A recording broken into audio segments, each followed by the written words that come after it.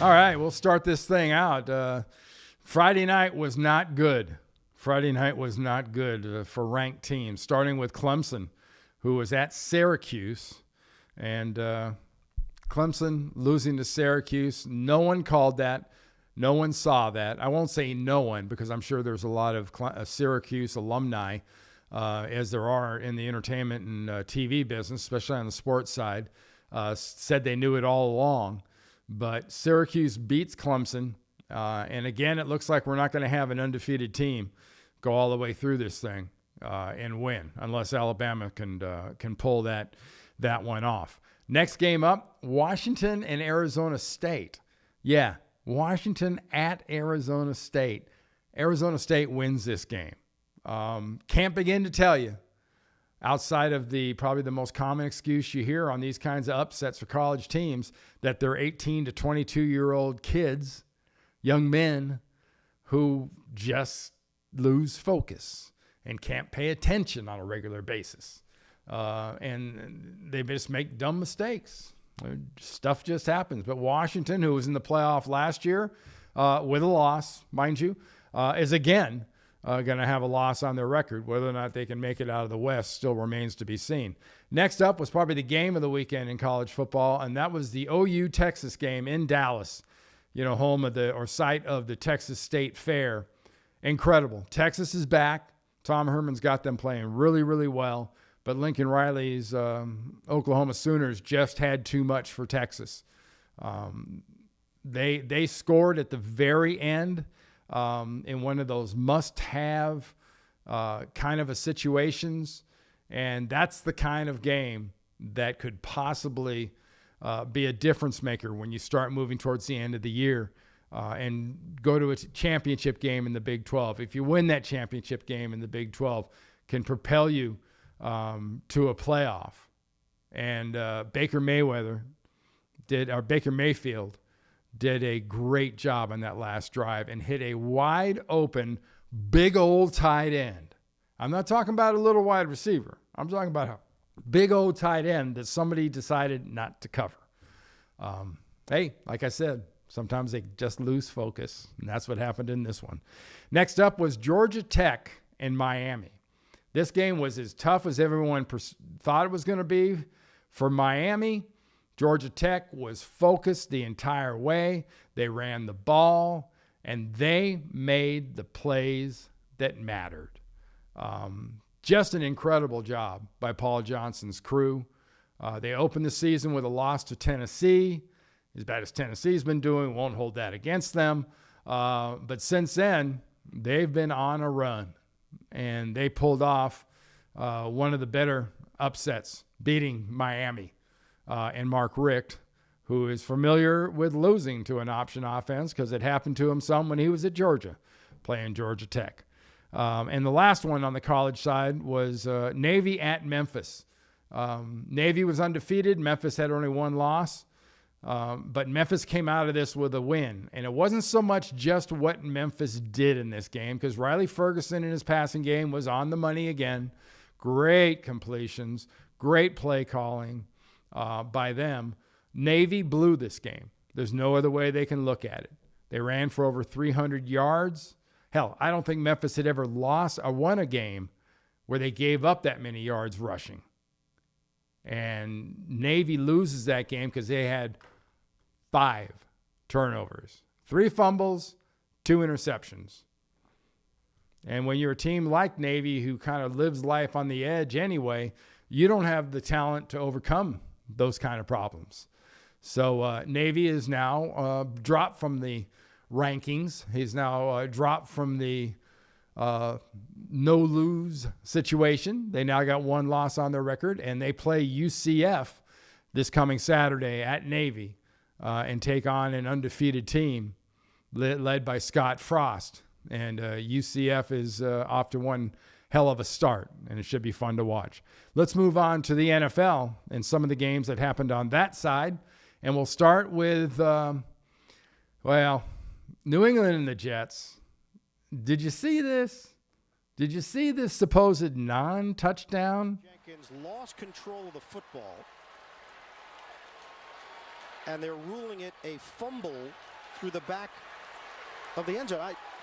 I'm just trying to fully understand the call. So he juggles it there. He's running with it, and then he juggles it, but he goes over the goal line with possession. Across the goal line. Yep.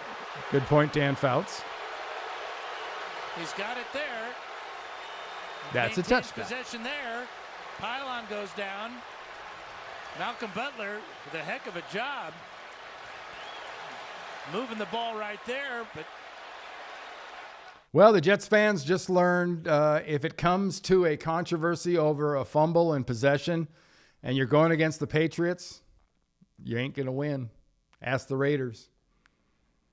Don't mean to open up any bad wounds about the tuck or anything like that.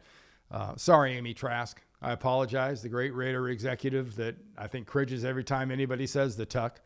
But that was a horrendous call. And if the NFL has any stones, they'll admit that that was a bad call. Next up on the games from the weekend in the NFL, a little closer to home here, is Atlanta played Miami. And Atlanta actually enjoyed a 17-0 lead over the Miami Dolphins. Sound familiar? Big lead. Could they maybe screw that one up? Well, they did. They've screwed up a 25-point lead in the Super Bowl. In the last 2 weeks, they've screwed up leads where they couldn't finish the game. And you're going to hear a lot of stuff about them, bad play calling. It's all about this. It's all about that. It's very, very simple. You got to learn to finish in football. You got to learn to step on the other guy's throat. You've got to finish a game. If you can't finish a game, then you are soft. Then you are unintelligent. Then you are a loser. So until you fix that problem, that's not an unfair stigma or label. That's just who you are. Enjoy it. Next up on the games over the weekend, my former team, the San Francisco 49ers, found another way to lose a tight game. They're now 0-6.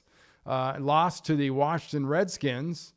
And the Washington Redskins found probably the most questionable way to celebrate a touchdown as a group in this. Check this out. Yeah, it's a pat down.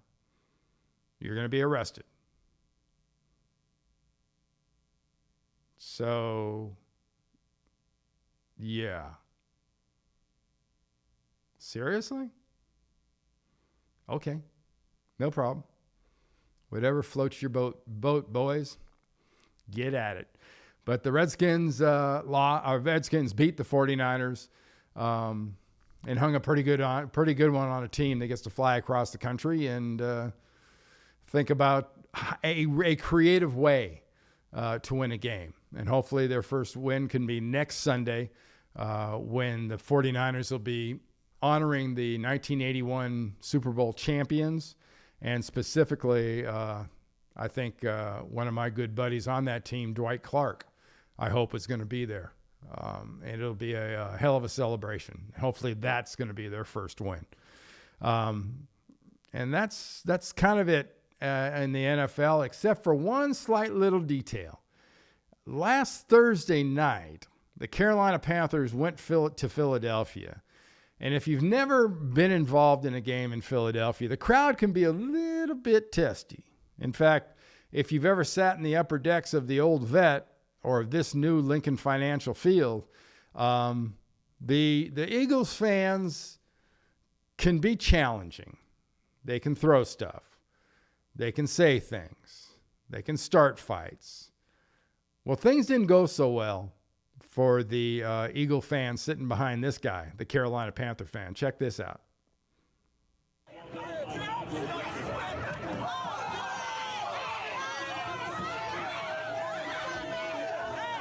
Now, this guy's been identified, been arrested, and I assume charged.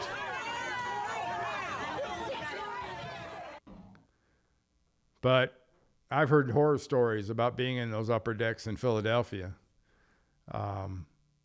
Actually kind of looks like the Carolina fan over there is coming in to break it up, that the guy that he hit was a Carolina fan, but doesn't look like it with the Eagle swag on his buddy next to him. That can't happen.